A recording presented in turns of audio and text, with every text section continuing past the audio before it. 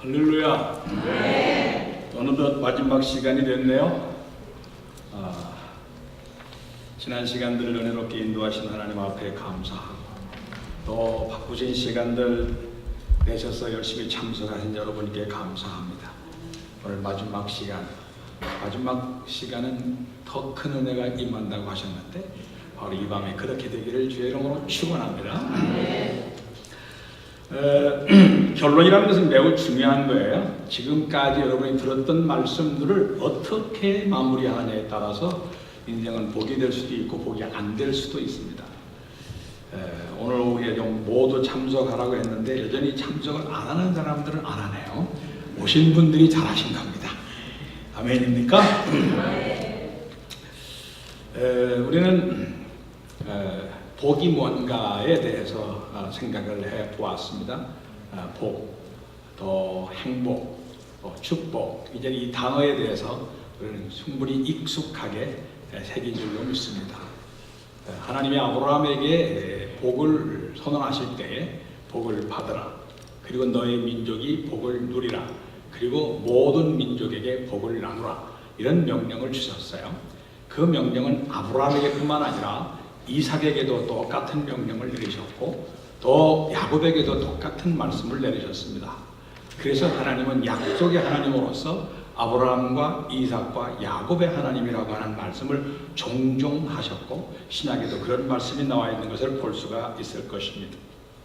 자, 첫째 날 저녁에 우리는 복이 무언가에 대해서 나누었고, 둘째 시간에는 하나님과의 관계 속에서, 두 번째로는 사람과의 관계 속에서, 그리고 오늘 아침에는 물질과의 관계 속에서 어떻게 통하는 삶을 삶으로 행복하게 살 수 있느냐 하는 것을 같이 생각해 보았습니다.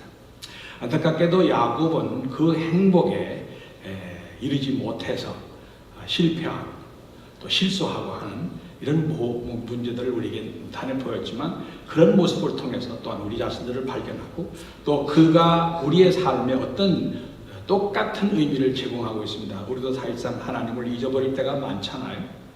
또 인간관계가 원만치 못할 때가 많지 않아요. 또 물질에 대해서 살짝 우리는 자유롭다고 하지만 그렇지 못할 때가 많을 겁니다. 때로는 물질을 하나님보다 더 소중하게 생각하는 어리석음에 이를 때가 많을 겁니다. 그런 면에서 야곱은 우리의 동창생이라는 것이죠. 그래서 야곱을 비난하지 마시고 야곱이 나의 거울이구나 생각을 하시면서 주여 그런 자리에서 벗어날 수 있게 해 주시옵소서 기도하시기를 바랍니다. 오늘 마지막 시간입니다. 여러분 오늘 오후에는 저기 안 나타나요. 벌써 머릿속에 다 두셨죠? 네 가지는 다 두셨죠? 첫째는 하나님과의 관계, 두 번째는 사람과의 관계, 세 번째는 물질과의 관계. 이제 오늘 마지막 시간은 무엇과의 관계? 자신과의 관계. 가장 중요한 포인트가 오늘 저녁에 제공되겠습니다.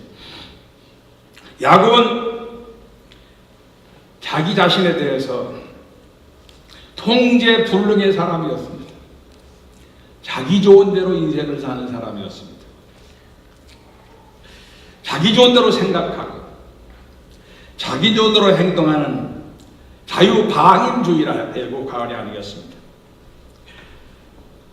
그가 외삼촌 집에 갔을 때에 사랑하는 아내 라헬을 위해서 14년을 헌신했다고 말씀드렸습니다. 그렇게 그는 집착하는 사람이었습니다. 자기 인생, 물론 사랑하는 아내 얻어야 되겠죠. 예쁜 아내 얻어야 되겠죠. 그렇지만 하나님이 정해주시는 아내를 얻어야지 자기 좋아하는 아내를 얻다 보면 결국은 후회하게 됩니다. 여러분, 야곱은 어렵게 라헬을 얻었지만 라헬 때문에 얼마나 마음고생이 많았습니까? 그리고 그 사랑하는 아내가 일찍 죽어버리는 바람에 그 마음의 상처는 더 컸다고 생각합니다. 세상을 사랑하는 만큼 여러분이 세상을 떠날 때 후회를 많이 하게 될 것입니다. 그러면 너무 세상을 깊이 사랑하지 마십시오. 우리가 사랑할 수 있는 것은 하나님밖에 없습니다. 자, 오늘 본문에 보니까 야곱이는 또 하나 큰 실수를 범하네요. 사랑하는 아내가 죽었지만 그의 아들이 있잖아요, 요셉. 그래서 12형제 중에서 유독히 요셉만을 사랑합니다. 자기가 사랑하는 아내에게서 낳은 아이. 또 아주 뒤늦게 낳은 아이이기 때문에 그 아이에 대한 집착이 굉장히 컸습니다.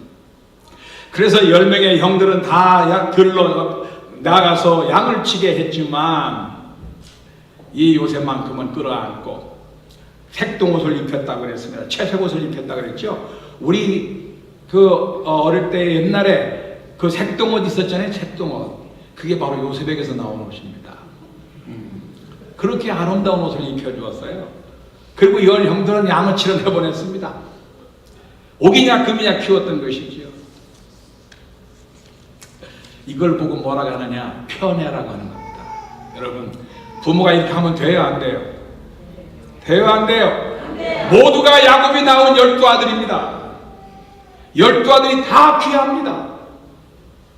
그런데 야곱이는 다른 형제들을 제쳐놓고 요셉만을 사랑합니다. 이것은 부모로서의 자격이 없습니다. 혹시 여러분들의 자녀를 그렇게 생각한다면 큰 잘못을 범하는 겁니다. 편애, 이거 잘못된 겁니다. 부모는 자녀가 몇 명이든지 똑같이 사랑해야 할 의무가 있고, 자녀는 부모로부터 똑같은 대우를 받아야 할 권리가 있는 겁니다. 그렇죠? 네, 물어보나 망하죠. 그런데 우리는 자녀를 키우면서 좀 잘난 아들이 있으면 거기에 상당히 기대를 많이 겁니다. 특별히 장자, 처음 나온 아이에게 많은 심혈을 기울이게 됩니다. 좀 똑똑지 못하고 조금 모자란 사람에게는 큰 기대를 갖지도 않습니다. 잘못입니다. 하나님은 모든 사람을 사랑하는 것처럼 부모도 모든 자녀들을 사랑해야 될 줄로 믿습니다. 벌써 여기서부터 문제가 생기잖아요. 이 10명의 형들을 들러보내고 오직 요셉만 끼고 있을 때에 이 10 형들이 어떻게 했다겠습니까? 뭐라겠어요? 여기 보니까 4절에 그의 형들이 아버지가 형들보다 그를 더 사랑을 보고 그를 미워하고, 요셉은 아버지의 사랑을 받았지만 누구로부터 미움받아요? 형제들로부터 미움받게 됩니다. 그리고 그에게 편안하게 말할 수가 없었다 그랬습니다. 그러면 무슨 말이에요? 한 마디를 하더라도 가시돋친 말을 한단 말이에요. 한 번 쥐박아도 몇 번을 쥐박히는 거니까 10번. 아이고, 참네. 요셉이 무슨 죄입니까? 그렇게 불평의 대상이 되고 이렇게 쥐박히는 대상이 되어야 할 이유가 전혀 없는데 아버지가 그를 사랑하는 거예요. 왜? 아버지가 자기 좋은 대로 행동하기 때문에. 자, 어떤 결과를 가져왔을까요? 그러면 우선 형제들이 불평, 불만, 원망으로 하다가 나중에는 저 요셉을 죽여버리자는 결론이 나옵니다. 그러나 나중에 유다 때문에 차라리 죽이지는 못하고 애굽으로 팔아버리지. 죽이나 팔아버리나 똑같은 거예요. 그래서 우리 눈에서 없애버리자. 그리고 집에 돌아올 때에 요셉의 겉옷에다가 피를 묻혀가지고 집에 와서 뭐라고 합니까? 아버지, 이게 왜 길거리에 떨어져 있지요? 천연덕스럽게 얘기합니다. 아버지는 상상을 합니다. 내 아들이 너에게 심부름을 보냈더니 가다가 짐승에게 물려 죽었구나. 그때부터 야곱은 요셉이 죽은 줄로 압니다. 그러면서 그는 절망에 빠집니다. 성경에 보면 뭐라 했냐? 내가 차라리 스올에 빠지는 게 좋겠다. 차라리 내가 죽어서 지옥에 빠지는 게 좋겠다 할 만큼 그는 절망적이었어요. 하나님 때문에 삶의 의미를 찾아야 되는데 아들 하나 때문에 생명을 걸고 살아서 그가 없어지니까 지옥에 가는 게 좋겠다고 생각할 만큼 그런 절망적인 인생을 살았다는 것입니다. 이게 정상 아니잖아요. 자, 그 후로 인해서 아버지는 자나깨나 죽은 요셉만 생각하고 맨날 슬픔과 우울한 마음을 품고 살아갑니다. 아마 우울증에 걸렸을지도 모르겠습니다. 그 모습을 보면서 10 형들이 어떻게 생각합니까? 아이고, 우리가 죽였는데, 우리가 팔아먹었는데 하는 죄책감이 생기니까 늘 마음이 죄송하기 짝이 없습니다. 그 후 요셉은 난데없이 애굽으로 내려가서 종살이를 하게 됩니다. 하루아침에 그는 채색 옷들을 입던 그가 종살이를 하게 되고 온갖 고난의 세월을 다 보냅니다. 야곱의 잘못된 판단으로 온 가족이 풍지박산이다. 여러분, 마음을 잘 쓰셔야 돼요. 마음을 통제할 수 있어야 됩니다. 이렇게 해도 되는가 하고 물어보셔야 돼요. 그래야만이 행복한 삶이 이루어지게 되는 거예요. 그렇지 않아요? 내가 분명히 써놨지 않습니까? 자, 자신과의 관계에서 자기를 통제하게 되면 행복하게 된다고 말하지 않았습니까?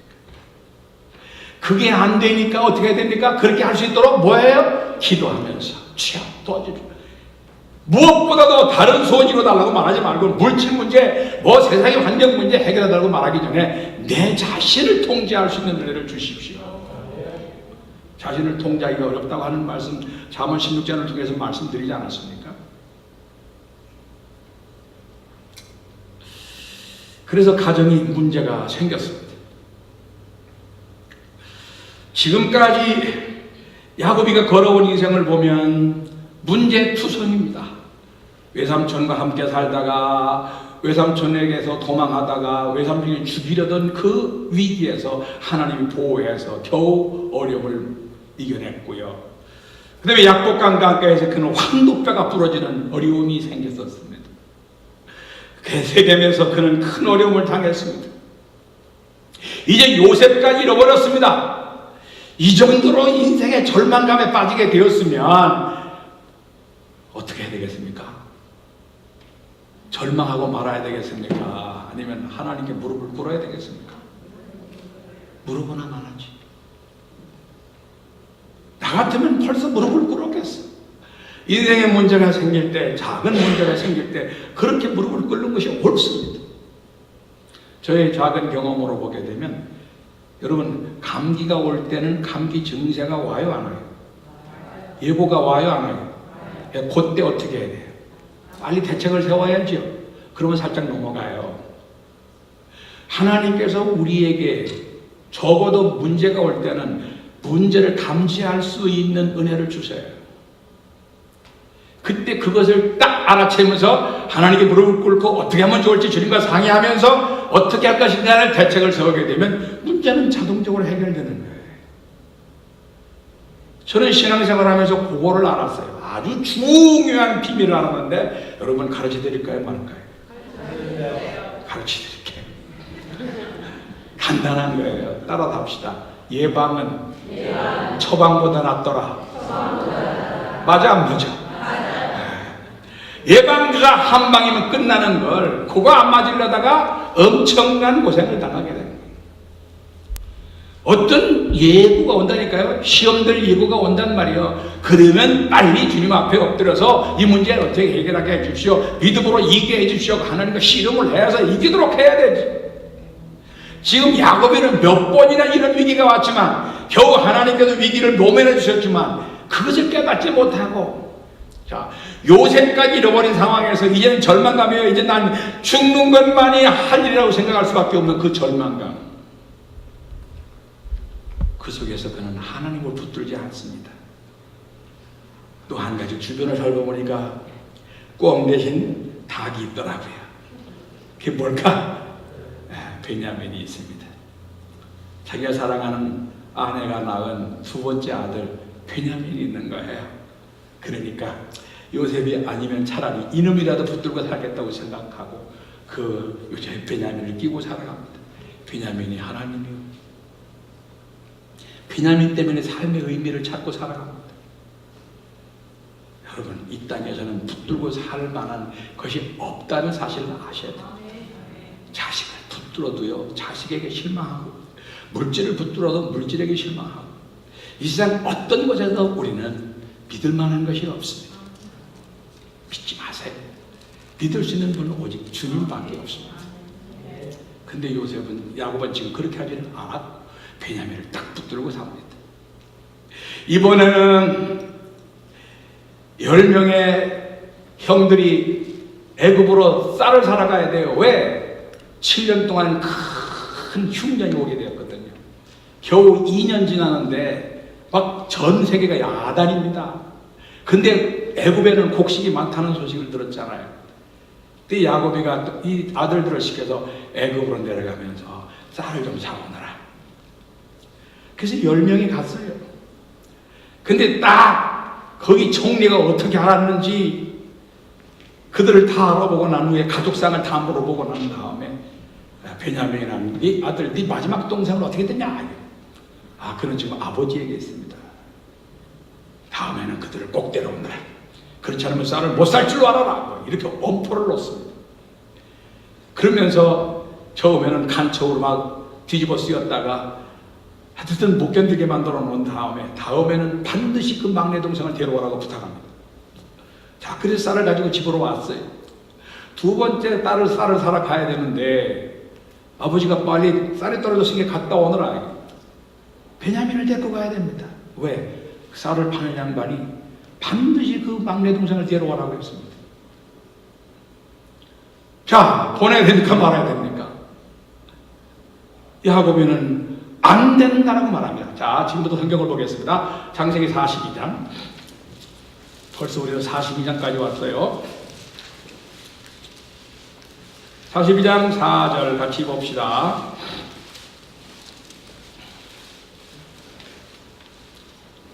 같이 읽어요. 시작. 야곱이 요셉의 아우 베냐민은 그의 형들과 함께 보내지 아니하였으니 이는 그의 생각이 재난이 그에게 미칠까 두려워하였더라. 요셉처럼 될까 걱정스러워서 못 보냈습니다. 36절 넘어갑니다. 시작. 그들의 아버지 야곱이 그들에게 이르되 너희가 나에게 내 자식들을 잃게 하도다. 요셉도 없어졌고 시므온도 없어졌거늘 베냐민을 또 빼앗아 가고자 하니 이는 다 나를 해롭게 함이로다.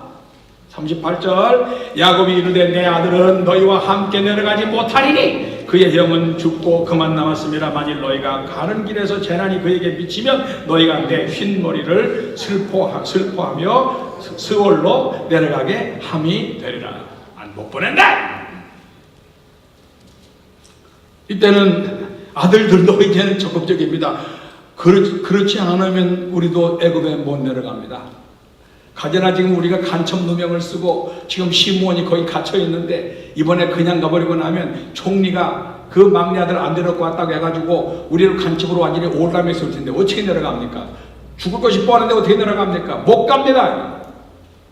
아버지는 갔다 오너라, 못 갑니다. 갔다 오너라, 못 갑니다. 싸움이 생겼어요. 그러자 점점 양식은 떨어져야죠. 굶게 됐어. 야, 우리가 다 굶게 죽겠다. 이제 빨리 다녀오너라. 못 갑니다. 이때 유다가 말합니다. 아버지, 허락해 주세요. 여기에 우리 자녀들 다 있습니다. 내가 생명을 걸고 그 아이를 데려올 터이니까 보내주십시오. 하고 정중하게 말씀을 드립니다. 자, 더 이상 버텼다가는 굶어 죽어야 돼. 생존의 문제가 걸렸어요. 이제는 야곱이가 이제 더 이상 양보할 수가 없어. 견딜 수가 없어. 이제는 자기가 마지막 결단을 내려야 돼. 생존의 문제가 왔을 때 그는 안 되는 거구나. 안 되는 거구나. 내가 고집부려 안 되는 거구나. 그때 스스로 자기를 내려놓기를 시작합니다. 자, 성경을 볼까요? 43장.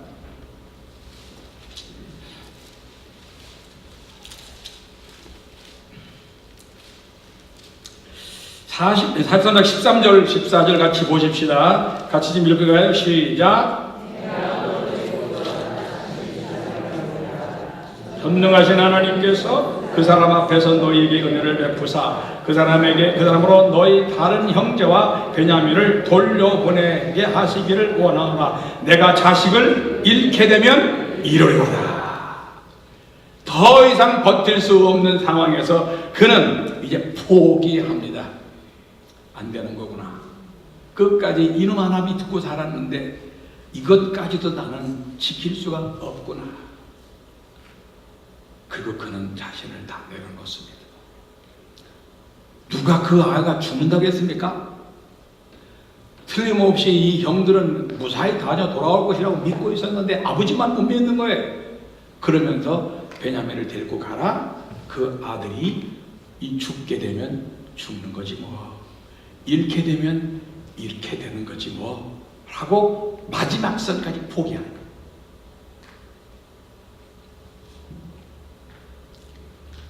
바로 여기까지가 하나님이 우리에게 원하는 거예요. 네가 가지고 있는 게 뭐냐? 네가 스스로 가지고 있다는 게 뭐냐? 주여 아무것도 없나이다. 찬송 한 장 불러볼까요? 내가 주를 삼은 모든 것 내려놓고. 혹시 아시나요? 네. 한번 불러봅시다.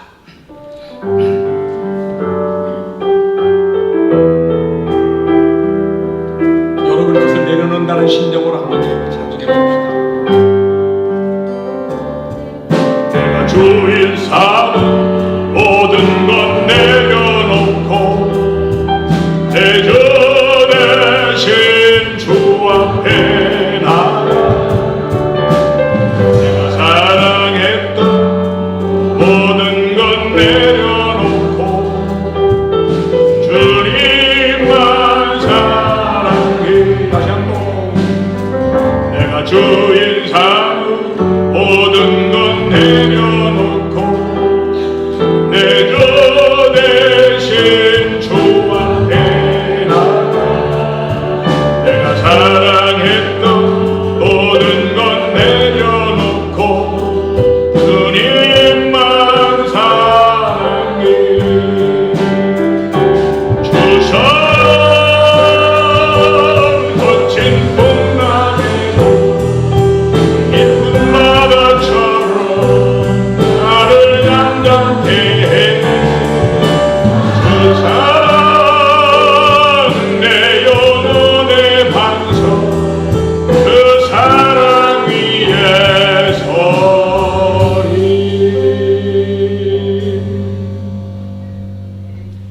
저는 그 하와이 빅 아일랜드의 열방대학에서 한 2주간 머문 적이 있습니다. 그곳에서 이 찬송을 인도하는 분이 처음부터 끝까지 이 찬송만 계속 부르는 거예요. 빨리 불렀다, 천천히 불렀다, 크게 불렀다, 작게 불렀다. 처음에는 하도 지쳐가지고 그랬는데 나중에는 그 찬송 속에 몰입을 하니까요, 그 찬송만 자꾸 부르게 되더라고요. 이 찬송이 저에게 너무 많은 은혜를 끼쳤습니다. 정말로 나에게 주인 삼은 게 다른 게 없는가? 정말로 예수님만이 나의 주님인가? 하는 생각을 하게 되었습니다. 그래서 그동안에 가지고 있던 것도 내려놓고 주님만 바라보겠습니다 하는 생각으로 그 자리를 떠난 적도 있습니다. 그래서 지금도 그 빅 아일랜드가 늘 기억이 나요. 이 찬송만 부르면 거기 생각이 나요.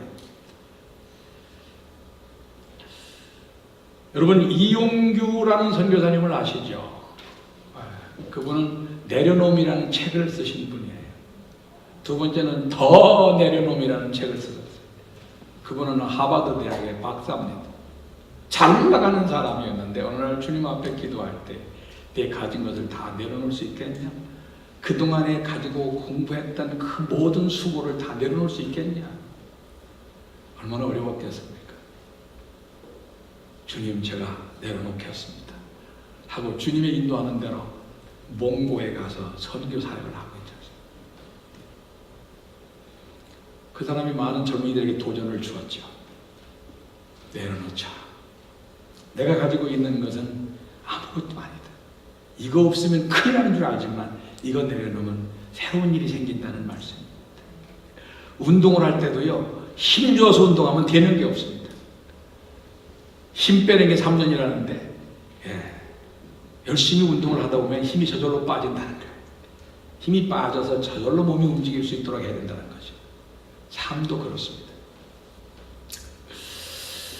자, 그렇게 되었다면 이제 야곱에는 삶의 의미가 있어요, 없어요? 아무것도 없어졌습니다.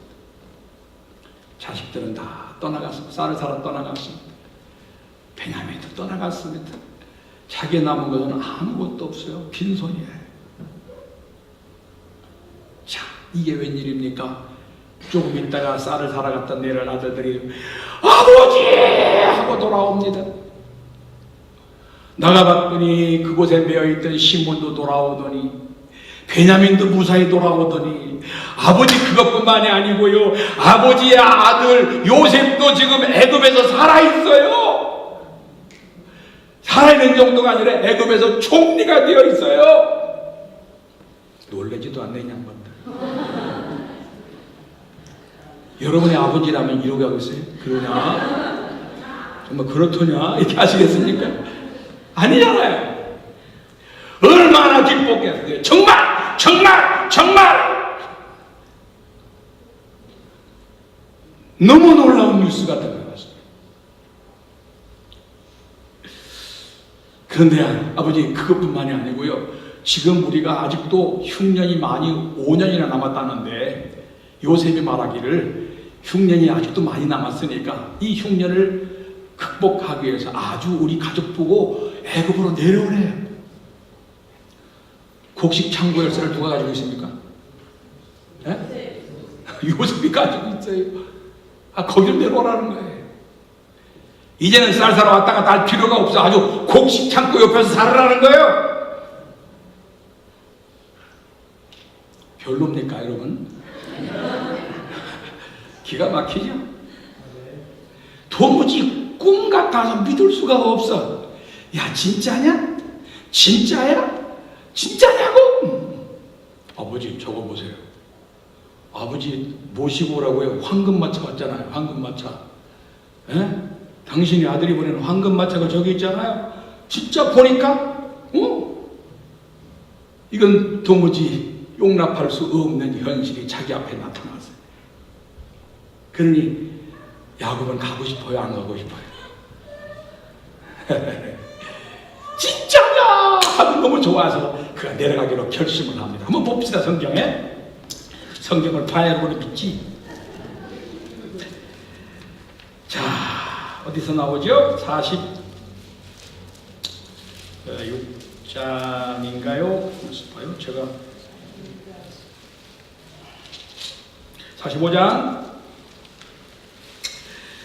그 27절 28절 읽습니다. 45장 27절 28절 시작. 그들이 또 요셉이 자기들에게 부탁한 모든 말로 그에게 말하며 그들의 아버지 야곱은 요셉이 자기를 태우려고 보낸 수레를 보고서야 기운이 소생한지라 이스라엘이 이르되 족하도다. 내 아들 요셉이 지금까지 살아있으니 내가 죽기 전에 가서 그를 보리라 하니라. 할렐루야. 하나님 앞에 내려놓으니까 전혀 생각지 않은 일이 벌어져요. 여러분, 시편 126편을 이해하시나요? 꿈 같은 현실.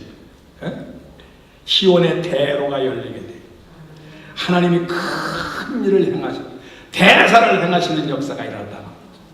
이스라엘을 포로에서 돌려보낼 때 놀라운 역사가 일어나게 됐다는 말씀.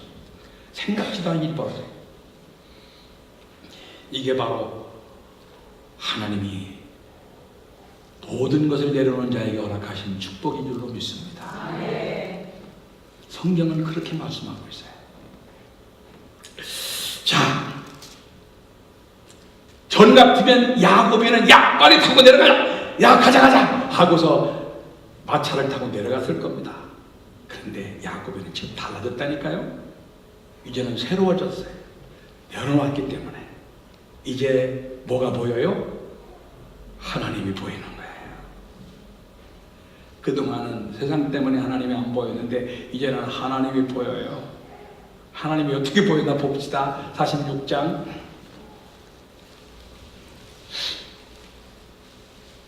자, 이스라엘이 1절 이스라엘이 모든 소유를 이끌고 떠나 부엘세바에 이르러 그의 아버지 이삭의 하나님께 희생제사를 드리니. 여러분, 지금까지 무슨 일을 하든지 먼저 야곱이가 하나님께 제단을 쌓았다는 말이 없어요. 항상 일이 터지고 난 후에 제단을 쌓았어요. 창세기 28장에서도 하나님이 함께 하신다고 약속하는 말씀을 듣고 나서 베게 했던 돌을 가지고 제단 쌓았잖아요. 세겜에서도 다 지할 거 해놓고 난 후에 에벨로에 해 이스라엘을 썼잖아요. 항상 뒷북 쳤잖아요. 그가 베델로 올라갈 때도 시큰도 터지고 난 다음에 베델로 올라갔잖아요. 여러분들 예방이 처방보다 낫다는 말을 알아야 되는데 이 야곱이는 몰랐어. 자, 이번에도 이제 놀라운 소식이 들어왔기 때문에 가야 됩니다. 야, 먼저 가자 이렇게 했어야 되는데 아니다. 지금까지는 그렇게 살았지만 이제부터는 아니다. 그래서 그는 지금 황금마차를 다 타고 난 후에 부엘세바로 가가지고 그의 아버지가 섬겼던 하나님께 제단을 쌓았어. 희생 제단을 쌓는 거예요. 하나님과의 동행에 대해서 그는 새로운 인식을 갖게 되는 거예요. 이게야말로 정신 차리게 되는 거예요. 그래서 이제 뭐라고 합니까? 2절에 그렇게 들으니까 그 밤에 하나님이 이상 중에 이스라엘에게 나타나 이르시되 야곱아 야곱아 하는지라. 너무너무 좋으신 거야. 이제 철난 야곱을 보면서 하나님은 너무너무 좋아하시면서 야곱아 야곱아 그러면서 야곱에게 이르시되 내가 여기 있나이다. 하나님이 이르시되 나는 하나님이라. 네 아버지 하나님이니 애굽으로 내려가기를 두려워하지 말라. 내가 거기서 너로 큰 민족을 이루게 하리라. 갈까요 말까요? 하나님께서 들어보시고 가라. 그 가라는 음성을 듣고 지금 야곱에는 내려가는 겁니다. 똑같은 길을 걸어가는데 하나님께 묻고 가는 길하고 지 혼자 가는 길하고 달라요. 언제든지 묻고 가시기 바랍니다. 할렐루야. 네, 저는 강단에서 항상 말씀을 외쳐야 되는 사람이기 때문에 항상 하나님께 집에 나갔을 때 이렇게 기도합니다. 하나님, 내가 이렇게 말씀을 듣고 나가는데 들어올 때도 기쁨을 안고 보람을 안고 돌아오게 해주십시오. 네. 여러분이 듣든지 말든지 그냥 내 할 대로 하고 돌아오면 그 상관없지. 그러나 하나님이 내게 주신 사명이에요. 여러분이 원근각지에서 주님을 찾아 나왔는데 하나님 나를 통해서 뭔가 하실 말씀이 있을 터인데 제가 가감없이 전해드릴 것 아니겠습니까? 그게 때문에 상당히 두려운 말입니다. 사실상 이 성경 이야기는 제가 수없이도 여러분에게 했습니다. 그럼에도 불구하고 항상 긴장입니다. 왜? 여러분들에게 좋은 통로가, 말씀의 통로가 되도록 제가 하나님 앞에 쓰여지길 원하기 때문에. 자,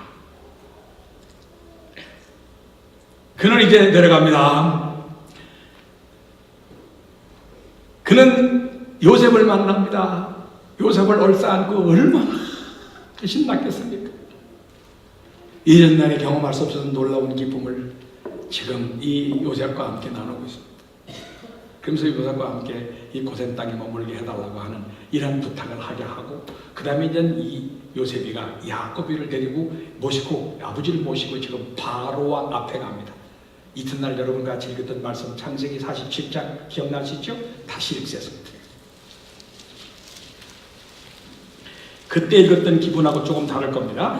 자, 7절 보겠습니다. 시작. 요셉이 자기 아버지 야곱을 인도하여 아버지 앞에 서게 하니 야곱이 바로에게 축복하며 바로가 야곱에게 묻되 네 나이가 얼마냐? 야곱이 바로에게 아뢰되 내 나그네 길의 세월이 130년이나 내 나이가 얼마 못되니 우리 조상의 나그네 길의 연주에 미치지 못하나 험악한 세월을 보냈나이다 하고 야곱이 바로에게 축복하고 그 앞에서 나오니라 그랬습니다. 여러분, 이 말씀을 잘 기억하세요. 그 인생 지금까지 130년을 사는 동안요, 내려놓지 못해서 나는 온갖 고난의 세월을 보냈어요. 이렇게 쉬운 건데 주님이 뭘 들켜 지라가면 그게 어려운 일이지만 이 누구 다 내놓으라, 이건 뭐 더합니까? 들켜지는 게 쉬워요? 내려놓는 게 쉬워요? 이것도 대답 못하겠어요? 내려놓는 게 쉽죠? 네. 무거우면 내려놓으면 되는 거예요. 너의 짐을 다 내려놓아라. 예수님께서 똑같은 말씀하셨습니다. 수고하고 무거운 짐진 자들아 다 내게로 오라. 내가 너희를 쉬게 하리라. 짐졌냐? 내게 와서 다 내려놔. 다 해결해 줄게. 예수님 너무 좋으시잖아요. 네, 너희 짐을 지고 오너라. 그리고 네가 짐을 지고 나를 따라오라. 이렇게 했으면 곤란한데 다 내려놔라. 야곱이가 이렇게 내려놓으니까 이게 얼마나 좋은 일이 생긴지 몰라. 하나님의 인도를 받아 거기까지 왔습니다. 자, 야곱에는 이게 아닌 거구나. 이게 진정한 복이라는 게 이런 거구나 깨달았습니다. 그리고 난 후에 바로를 만난 다음에 그는 바로 축복으로 갑니다. 여러분, 축복은 아무나 하는 게 아니에요. 지금까지 야곱이는 누구를 축복해 본 적이 없어요. 그죠?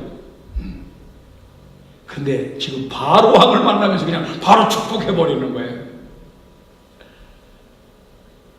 그리고 잠시 인사가 난 후에 또 떠날 때도 축복해요. 막 축복은 10번도 20번도 좋은 겁니다. 축복하시기 바랍니다. 사람한테 다 축복해요. 우리가 예수님께서 마태복음 10장 5번 너희가 전도로 갈 때에 그 집에 평안을 빌라.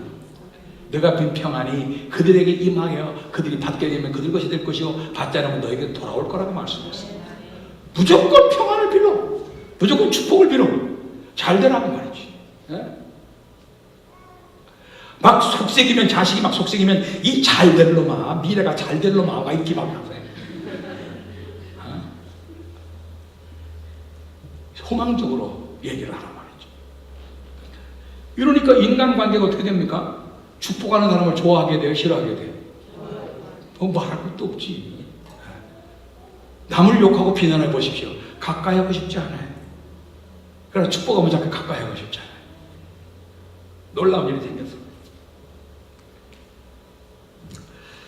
자, 그는 그 후에 그의 자식들을 만나자마자 축복합니다.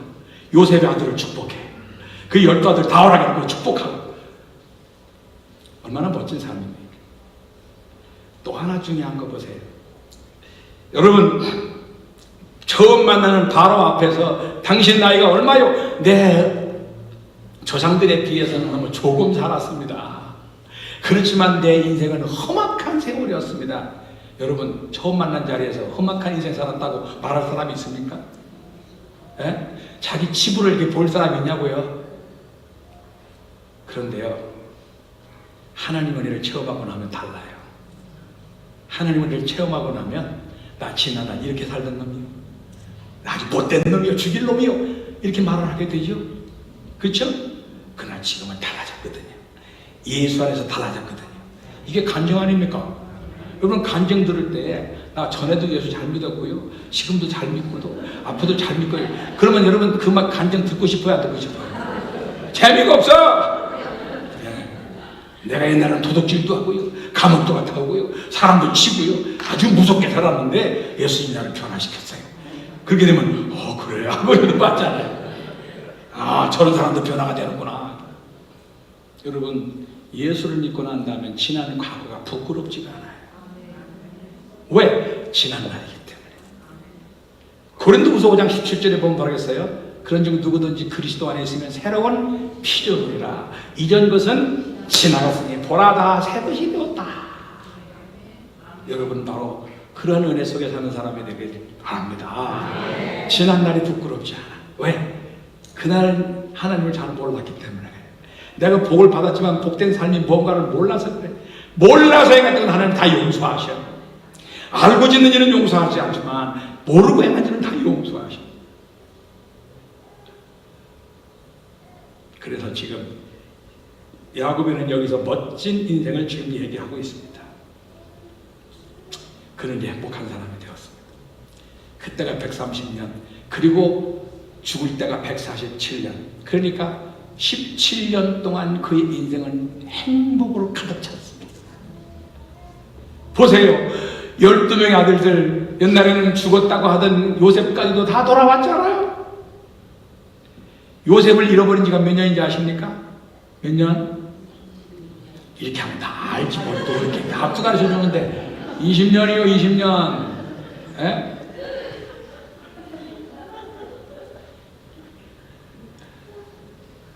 왜 20년인지 아세요? 요셉이가 팔려갈 때가 17살이에요. 그죠? 총리가 될 때가 30살이요. 그러면 13년이 흘렀어. 그리고 총리가 될 때 7년 동안 풍년이 생겼어. 그러면 모두 몇 년이요? 20년이지. 지금 2년이 흉년이 지났어. 그러니까 모두 몇 년이요? 22년이지. 셈도 못해. 야곱이가 요셉을 잃어버린 지 22년 동안 꼭 죽은 줄로 알고 절망 가운데 살았어. 그런데 다 내려놓으니까 죽었던 아들이 다 돌아왔잖아. 얼마나 놀라운 은혜. 결국 자기 마음을 다스리니까, 왜 이게 엉뚱한 게 올라와 있어? 자기 마음을 통제하니까, 하나님과 동행하니까, 사람들을 축복하니까 범사가 다 잘 되는 거예요. 예? 아침에 설교했지만 이번 물질 따라가면 안 된다고 말했잖아요. 지금 모든 것을 내려놓으니까 그 흉년에 어디서 살아요? 예? 그 흉년에 어디서 살게 됐어? 곡식 창고 옆에 살게 됐잖아. 다른 데 하면 굶어 죽어도 야곱 가족은 안 굶어 죽어. 왜? 자기 아들이 뭘 가지고 있어? 참 기가 막히지. 복 받은 사람이 복된 생활을 이렇게 살아가는 거예요. 내려놓고 주님만 바라보고 살아가는 거예요. 받은 은혜대로 인간과 화목하기를 원하고, 물질을 지배하기를 원하고, 자기를 잘 통제할 때 바로 이런 축복이 마다라는 말씀이에요. 그래서 우리가 기도할 제목이 뭐예요? 주여 나에게 믿음을 더하여 주셔서 하나님과의 관계가 온전해지게 해 주십시오. 주님보다 더 귀한 것이 없게 해 주십시오 라고 기도할 필요가 있고요. 두 번째로는 내가 사람들을 사랑하게 하소서. 사람들을 축복하기 원합니다. 그런 마음이 생기지 않아도 막 하시란 말이에요. 지난번 제가 그 남편과 자기 시어머니를 미워했던 사람 얘기했잖아요. 용서하세요. 마음 열면 되는 거예요. 그건 조금만 자존심 하나 가지고 여러분 자기 세우려고 해보세요. 그것 때문에 자기 불행하고 다른 사람 불행하고. 집안에서 화내보세요. 화나면 자기 기분 나쁘고 듣는 사람 기분 나쁘고 온 가족 기분 나빠요. 조금 그럴 수 있다 하면 되거든요. 여러분 똑같은 말인데 그럴 수 있어 하면 싸움이 생겨요. 근데 그럴 수 있어 그러면 화목해져요. 그래요 안 그래요? 예. 둘이 옆으로 보고 한번 해보세요. 너 그럴 수 있어? 한번 해보세요. 그러면 당장 화가 나는 거예요. 근데 그럴 수 있어 하다 보면 모든 것이 다 이해가 되더라니까. 예? 외국 사람 제일 많이 사용하는 게 뭔지 아십니까? 어려울 때 보면 죽겠다 그래요. 그런 말 많이 쓰죠? 네. 이 동네도 쓰시나요? 네. 죽겠다. 여러분 죽겠다면 정말 죽어요. 그 말을 조금 여유 있게 쓰세요. 죽게 있다.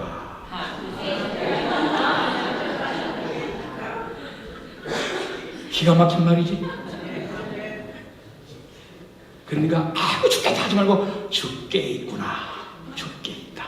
그렇게 하면 마음에 여유가 생긴다니까. 적어놓고 좀 실천해요. 집에 가면 다 잃어버려.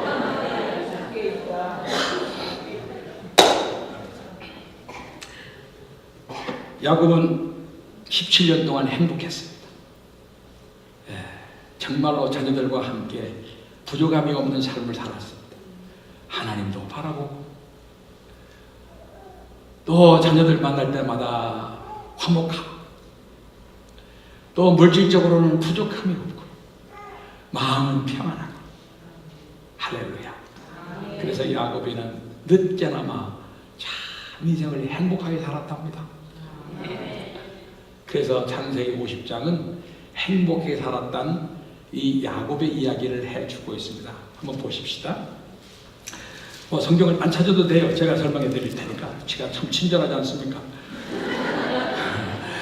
야곱이가 죽어요. 죽을 때 모든 아들이 다 임종을 해요. 부모의 가장 큰 기쁨은 자녀들이 다 있는 데서 죽는 겁니다. 부모보다 자식이 먼저 가면 안 돼요. 그렇지만 그것은 내 마음대로 할 수 없는 일이에요. 그런데 야곱에는 12아들이 다 지켜본 가운데 임종을 합니다. 그리고 그들을 축복하고 눈을 감습니다. 그런데 그를 위해서 온 애굽 사람이 애통을 하고 눈물을 흘려요. 아니 자식들이 눈물 흘리는 건 상관없지만 아니 애굽 사람들이 왜 울리냐고요. 성경 뭐예요? 거짓말인가? 여기 50장 2절 보세요.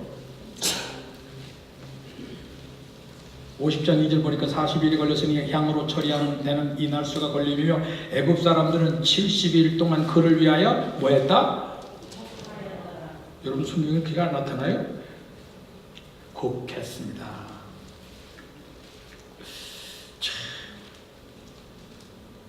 가족들만 울어주는 것이 아니라 온 애굽 사람들이 그를 위해서 곡을 했어요.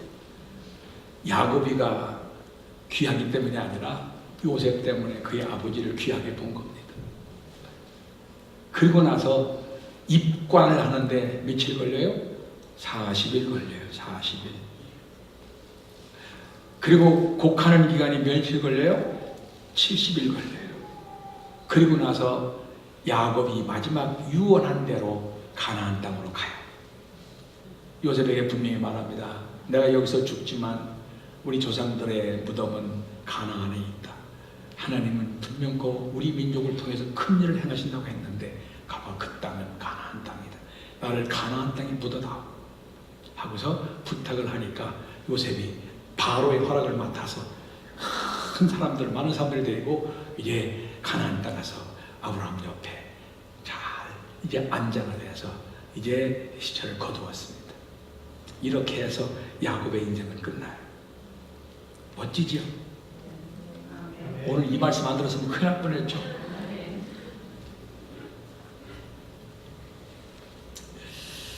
여러분, 마지막에 웃는 자 됩시다. 지금까지 잘못 살아왔어도 그건 문제가 아닙니다. 이제부터 잘하면 됩니다. 이제부터 1년을 살든지 5년을 살든지 10년을 살든지 최후의 웃는 자로서의 삶을 사시기를 주의 이름으로 축원합니다. 여러분에게 안 드린 이 네 가지를 머릿속에 두세요.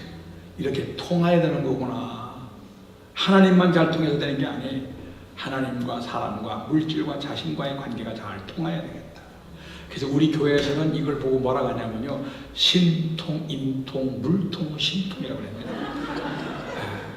이거 다 복잡하게 기도하기 어려우면 주여 신통, 인통, 물통, 신통하게 해주십시오 이렇게 하는 거예요. 한번 따라합시다. 신통, 인통, 물통, 신통. 시작.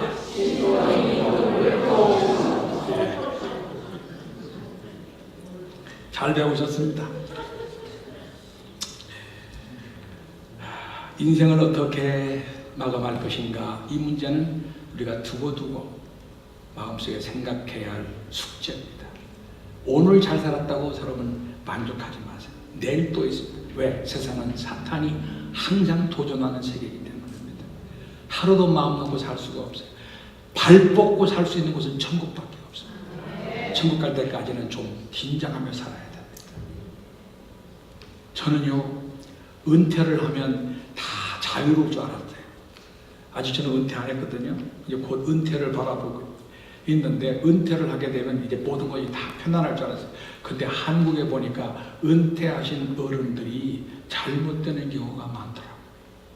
젊은 날에 쭉 쌓아놓은 명예가 은퇴 후에 어그러지는 것을 봤어요. 아, 이거 안 되는 거구나. 죽을 때까지구나. 죽을 때까지 정신 차려야 되는구나 생각을 하게 되었습니다. 그래서 요즘 제가 정신 차리고 있는 중입니다. 여러분들도 하나님 앞에 갈 때 정신 바짝 차려서 죽을 때 야곱처럼 후회 없이 죽는 여러분, 천국에서 영광에 이르는 여러분 되기를 주의 이름으로 축원합니다.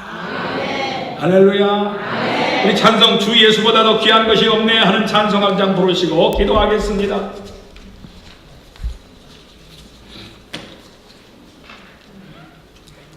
제가 오늘은 주일날이고 하기 때문에 오래 하려고 작정을 했더니 우리 아들이, 아버지 이 사람들 저녁은 어떻게 하려고, 그래서 깜짝 놀랐습니다. 그래서 좀 일찍 끝나는 거예요. 아들 덕인 줄 아시기 바랍니다. 자, 90장이죠? 아니요, 몇 장이죠? 94장 94장입니다 주 예수보다도 귀한 것은 없네.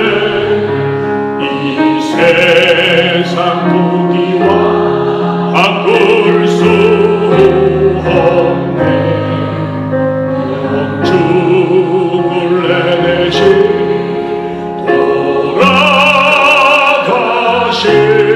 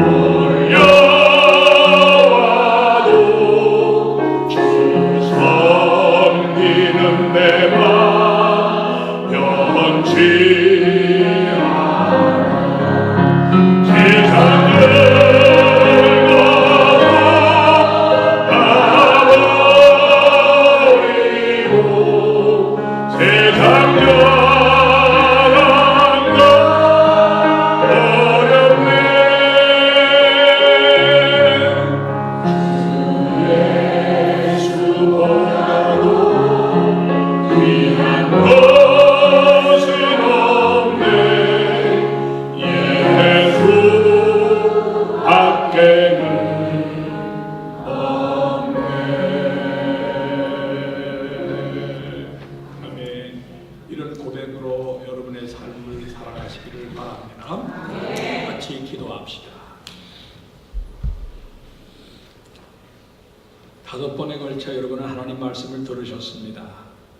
그 말씀이 성령 안에서 잘 정돈할 수 있기를 바랍니다. 이 시간 여러분들이 마음속에 느끼는 게 무엇입니까? 하나님 앞에 기도로 결정하시기를 바랍니다. 주여 나에게 믿음을 더하소서, 사랑할 수 있는 마음을 주옵소서, 범사에 감사할 수 있는 마음을 주옵소서, 기도로 승리하게 하여 주옵소서. 여러분 기도하시면서 하나님이 형통케 하는 복을 다 누리시기를 바랍니다. 전날의 일들을 인해서 여러분 아파하지 마십시오. 이제 결심하시면 새로운 세계가 열리게 되어 있습니다. 하나님 앞에 새로운 마음으로 살겠다고 다짐하시는 기도 올리십시다. 너희는 내게 부르짖으라 하셨으니 이 시간 함께 부르짖는 시간을 가져봅시다. 마지막 시간입니다. 함께 기도하기를 바랍니다. 기도하겠습니다. 할렐루야. 하나님 아버지 감사합니다.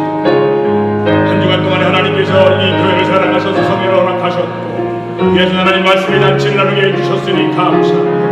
그런 말씀들이 우리 마음속에 곳곳에 새겨지게 하여 주시옵시고 삶의 터전에서 이 삶이 적용되는 말씀이 되게 하여 주시기를 기도드리옵나이다. 거기 있는 자는 형통한 자라고 말씀하셨사오니 하나님과 통하게 하시고 사람들과 통하게 하시고 물질과 통하게 하시고 자신과 통하게 하시옵시고 행복한 하나님의 사람들 되게 하여 주시옵시고 야곱처럼 마음껏 축복하는 사람이 되게 만들어 주시기를 기도드리옵나이다. 오늘도 주 앞에 나와 예배한 저희 백성들을 축복해 주시기 원하나이다. 이 시간 한 사람 한 사람 하나님께 부르짖어 기도할 때 저들의 기도가 하나님께 상달되어지게 하여 주시옵시고 인생의 무거운 짐을 다 내려놓고 주께서 해결해 주시기를 기대하는 마음으로 살아가는 가운데 부족함이 없는 삶을 사는 백성들 다 되게 인도하여 주옵소서.